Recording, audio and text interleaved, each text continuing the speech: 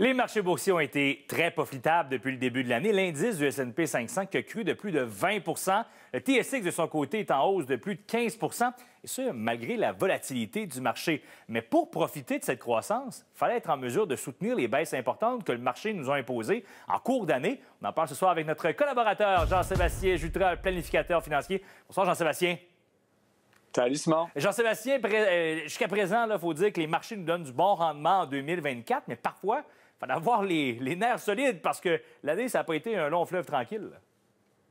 Non, tout à fait. Là, ça a été une année assez volatile. Puis d'ailleurs, l'année n'est pas terminée. Simon, il reste encore 2 mois au dernier trimestre, donc on va attendre avant de crier victoire.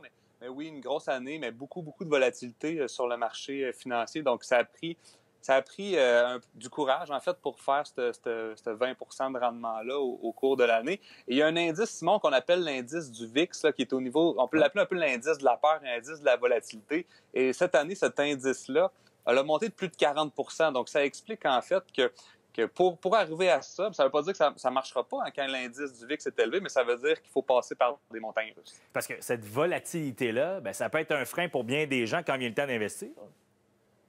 Ah, tout à fait. Hein? La peur d'investir, ça vient avec ça. Donc, évidemment, plus l'indice est élevé, plus la volatilité est élevée. Puis, oui, on peut s'entendre que les gens ont parfois peur d'un niveau de volatilité élevé. Donc, oui, on peut comprendre que ça devient difficile de vouloir investir. Puis même, il y a des gens parfois qui vont vouloir se mettre sur les lignes de côté quand l'indice de volatilité est élevé comme ça. Et on peut le comprendre. Là, il y a un stress qui est relié à tout ça.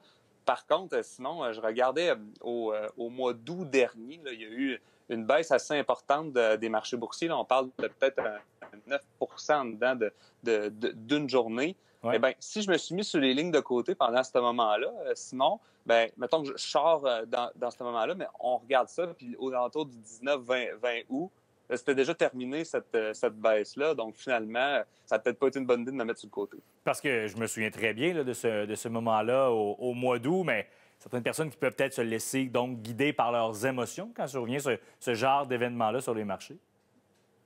Ah, tout à fait. Puis l'émotion, en fait, elle est normale. C'est de l'argent qu'on a travaillé fort là-dessus. Donc, on peut comprendre. Par contre, moi, ce que je veux amener, Simon, là, c'est si je peux donner une morale, l'histoire ce soir, c'est de rester investi malgré la volatilité. Je pense que c'est important. Puis on a un exemple, en fait, là, c'est un graphique qui vient de la firme Fidelity.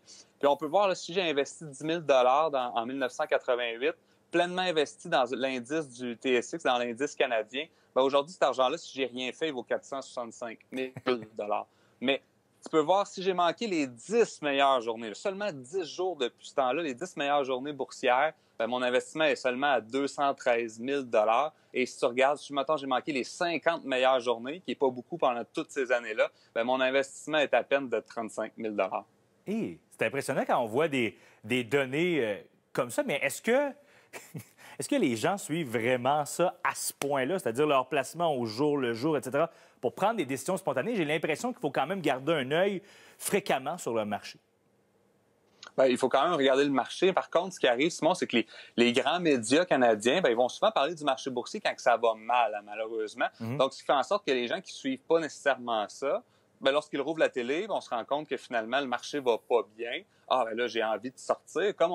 Comme il est arrivé au mois d'août dernier, on en a beaucoup parlé. Il y a beaucoup de médias qui m'ont demandé de commenter la dégringolade du marché boursier. Mais ce qui est drôle, Simon, c'est qu'on parlait de dégringolade, mais malgré la baisse qu'il y a eu au mois d'août, le marché, globalement, de janvier à août, faisait quand même plus 10 Donc oui, quand ça diminue, on en parle, mais finalement, si on prend un pas de recul, OK, oui, on a perdu beaucoup dans les derniers jours, mais est-ce que c'est la catastrophe? Ça ne l'était pas au mois d'août dernier. Il faut surtout le voir dans son ensemble, ou du moins sur une période de temps plus longue. Et c'est là qu'on voit que le marché est en croissance. Tout à fait. Et timer le marché, en fait, là, si on réussit à timer le marché, il y a un facteur chance là-dedans. Oui. Je pense